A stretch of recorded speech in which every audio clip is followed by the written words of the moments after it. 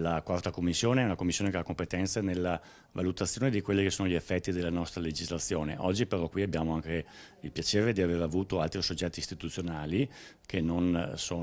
dipendono dall'istituto regionale, ma che intendono collaborare per la risoluzione di questo problema. Ci attiveremo al più presto per un'azione di coordinamento affinché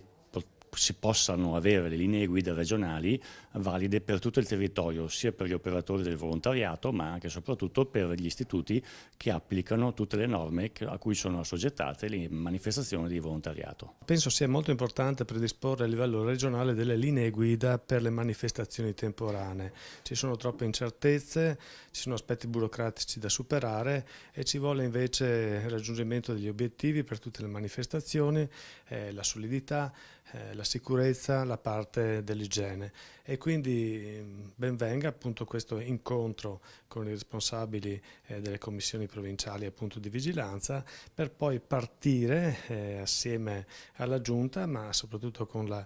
commissione quarta, ad individuare queste linee guida regionali che porterebbero sicuramente un vantaggio per tutti quelli che organizzano manifestazioni temporali, e soprattutto darebbero l'idea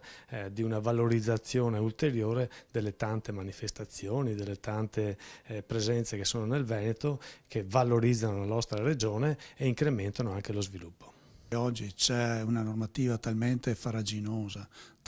talmente interpretata in modo diverso da zona a zona, da comune a comune, da comando provinciale ad un altro, per cui anche noi volontari ci troviamo sempre nell'incertezza di aver fatto la cosa fatta bene o fatta male.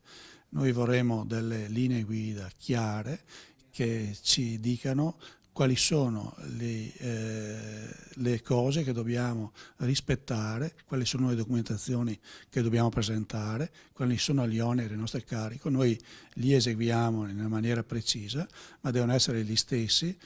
per tutta la Regione Veneto. Noi potremo riuscire a muoverci in questa materia che è piuttosto complessa,